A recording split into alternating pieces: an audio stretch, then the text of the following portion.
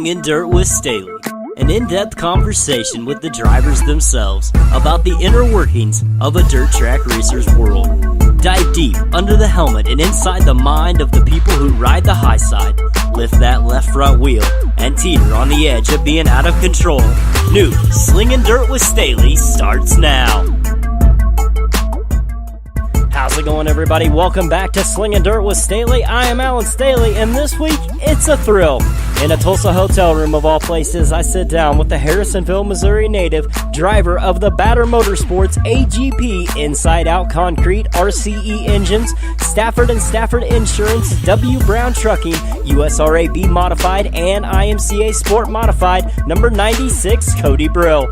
Cody and I discuss how being behind the wheel can be a place of peace and complete control, why he drives a green-colored car, and if there really is such a thing as an off-season for a person that stays busy. Plus, his future plans, a Mount Rushmore of racing, and more. Cody the Thrill Brill on an all-new Slinging Dirt with Staley, starting right now.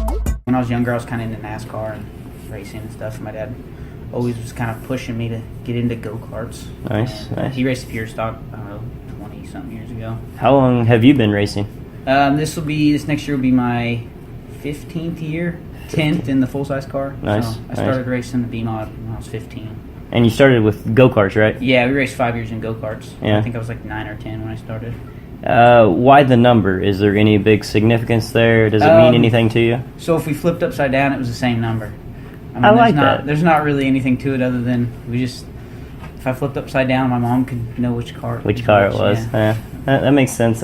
Is there any big race day rituals that you have? Do you have to wear the same shoes, the same pants, the same shirt on the race day before you change into your uniform, or is there anything that you have to do on a race day to make it that much better? Not usually. About the only thing I do is I actually eat chicken. If we're having bad luck, I'll eat chicken. Okay. Try to switch the luck around a little bit. It seems to work for me. Everybody else is superstitious. Yeah.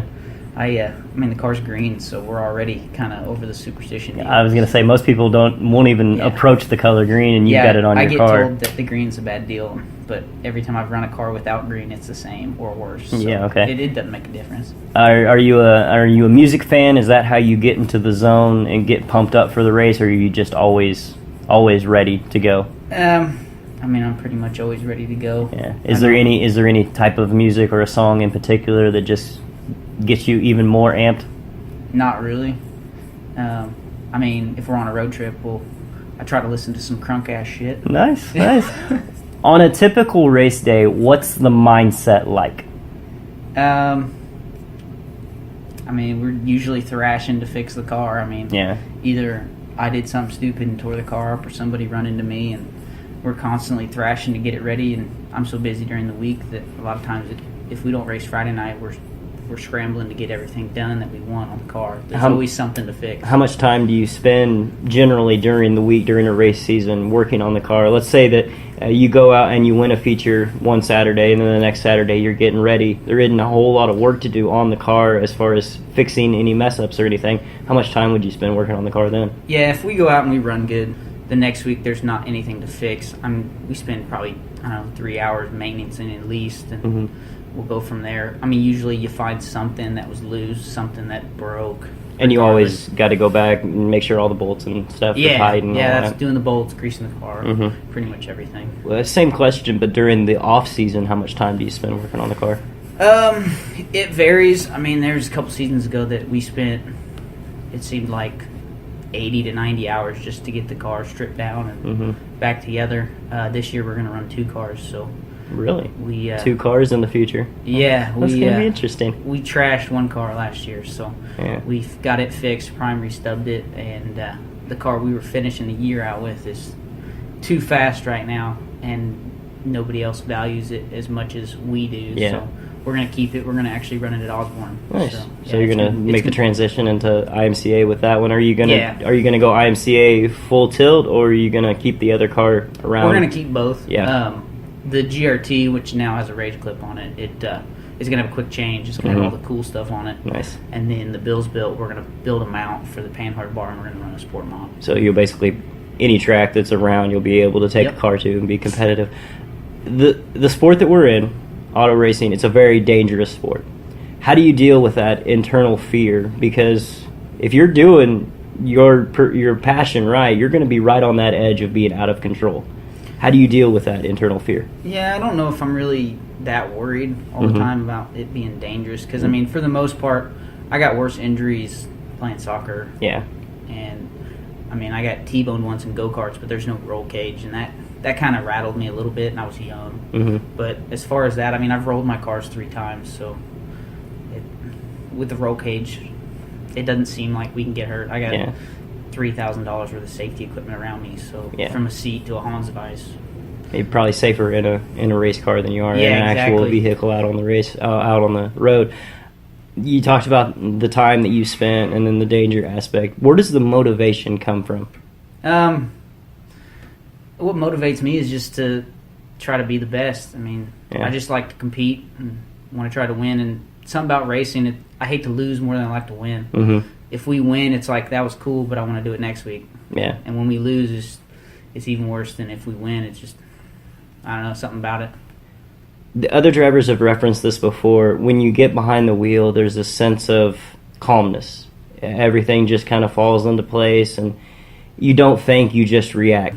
I think more so for me in the car is I don't have anybody talking to me, telling me how I'm supposed to do it. I get to figure it out. It's all you. Yeah, I mean, with me doing stickers and me working for a print company, I have to talk to customers and talk to my work all the time about stuff, and I got to do what they say. When I'm on the track, I don't have to listen to anybody. I can do what I want to the car and drive it how I want. You're in complete control of your world out there.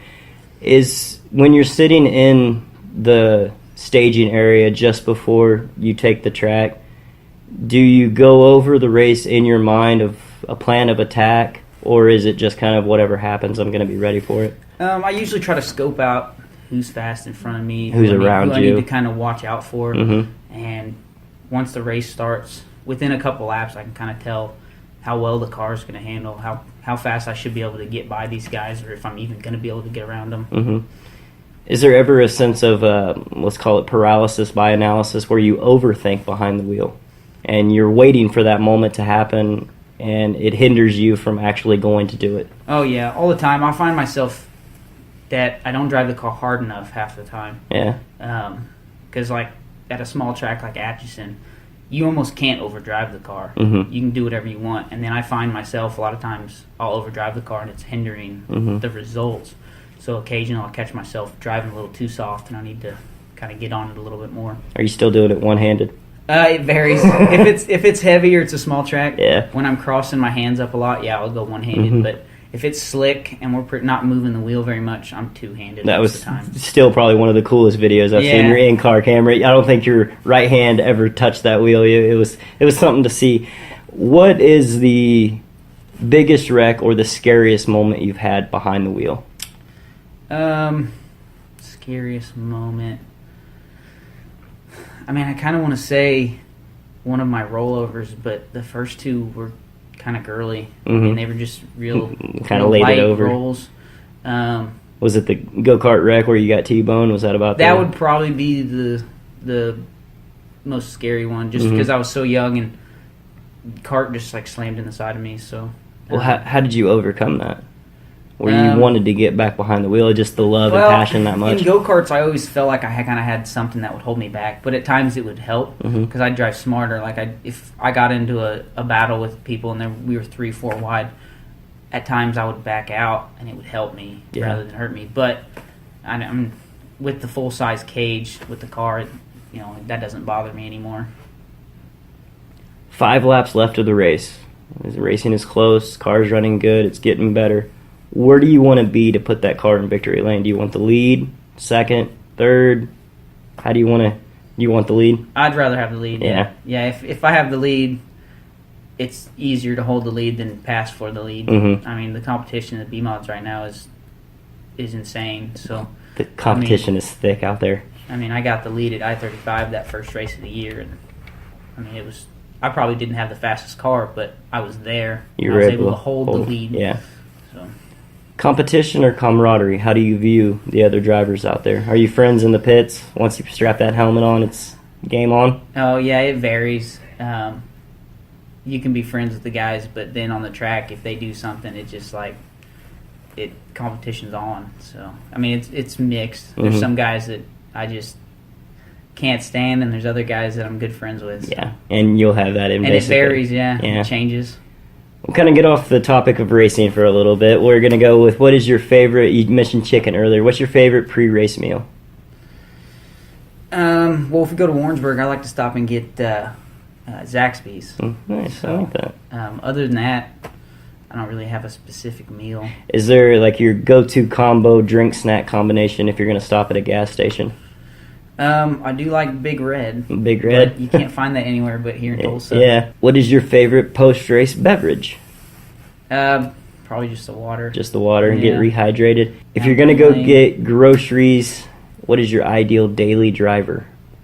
Well, I only have one vehicle. That's my junky Ford Ranger. There's nothing wrong with a Ford Ranger. I rock one of those too. Yeah, it's getting there though. What year is yours? That's a 2000. It's got 2000. Over 200,000 miles. So, oh wow! Yeah, and mine's an 03. It's only got like 106,000 or something like that. Yeah, it's sitting in the shop right now. Needs an injector. And it's apart. So when I get back, I gotta put it back together. Yeah, you got your hands full basically all the time. You stay busy. Are you still doing the wraps and everything for other drivers? Yeah, I'm trying to grow it, but at the same time, I'm not trying to overdo it. I just don't want to upset customers if I have too many and I can't get them all done with working during the day too. So. Yeah. Brilliant graphics, is that what it's called? I like that. A little play on words. Yeah, I like it. Ain't nothing wrong with that. The people of Hollywood are calling, and they, as in the people of Hollywood, are making a movie about your life. The highs, the lows, triumphs, failures, things like that. Who plays Cody the Thrill Brill? Well, I mean, people say I look like Tom Cruise. So that'll work. Probably Tom Cruise. Tom Cruise. Is there anything like that feeling of your first win? No, that was crazy. Mm-hmm. Not even the championship? No, that championship was different. I left half the time pissed off after the races. It just, running for points isn't that fun. It's something you want to try to do once, and I wanted that belt, so we got that. And the only time we'll probably ever run for points is like Lucas Oil or maybe Bethany, because there's not a lot of races. You get to run your points, and then you get to run elsewhere. You don't have to focus on it all the time. Yeah, you're not basically obligated to go to the same track every single weekend. I understand Lucas that. is, 13 races, and Bethany's going to be 10. 10, yep. Is there any specific tracks that you like more than others? Is it a short versus a long track, a high bank versus a short bank? Is there anything that you like, or is it racing's just racing? Definitely the short tracks and the high bank. You seem to do really well. I seem to do better with those. I can't figure Lakeside out. And for some reason, I'm really good at Lucas. It's a bigger track, but we're hit and miss. If I do well in the feature and I make the feature, we do really well. But if I go to a B main, I have yet to transfer out of a B main from there. Yeah. Is it like a mental thing, or you think it's just... I think the night starts out bad and you just can't overcome it. Keeps going. There's so much competition there. What's your favorite thing about the off season? There's not a lot of good things. No, I happen to agree with that. I mean, you get a break for a couple weeks, and then you're ready to go back after. But other than that, you get to go to Tulsa, you get to go to the Dome and watch the races there. But other than that, it's just counting down the days until the green flag drops again. You build the car and kind of restart. Slide job or crossover? How do you want to pick up the win if you're coming out of turn 4 to the checkers? Slide job. Slide job? Yeah. Nothing better than a good slider. That's very true. Anyone you want to give a shout out? Say thanks for helping your racing program along the years or anything? Yeah, there's tons of people. We got Batter Motorsports, my mom and dad, Todd Rue, he builds our motors. He's been with us since day one. Stafford & Stafford Insurance, W. Brown Trucking, RCE, that's Rich's Custom Engines, Olate the Armator. I'm sure I'm missing a few. I'm terrible with the sponsors. And they've been with me forever, so I must be doing something right. Yeah. Is there anything in a race car that you haven't done yet that you want to? Make the show at Super Nationals. Yeah. That's kind of our top tier. My motor builders from around that area. So. Is it straight Slinging Dirt, or are you going to maybe one day look into the asphalt realm? I really have no interest in asphalt because it's all for fun. Yeah. I'm not going to be in NASCAR or anything. My dad seems to think that if he ever wins the lottery, we'll go Craftsman truck racing, but I'd rather just travel around with a modified or a late model and do all that stuff all year round. What class would you like to see yourself in? Is it the A mod and the late model, or maybe? I mean, I'd like to jump up to an A mod if someone was to fit the bill. Put the money in, yeah. Any chance of because I'm a sprint car fan myself. Any chance we'll ever see you in a sprint car? I don't know. My girlfriend hates sprint cars, so Shelby can't stand them. Yeah, she's sitting over there right now shaking her head. Nope, that ain't happening. She doesn't want her dad to even race one. So, have you ever driven Boone before? Yeah, we went up twice now. Have you? I think we're planning on. We'd like to do a weekend where we go up and run IMCA, go to Marshalltown on Friday, and then Boone on Saturday. Mm-hmm. Especially since we'll have a car ready, rather than in the past we took a car that was USRA legal and transferred it over like a month in advance and raced 2 or 3 times and then went up there.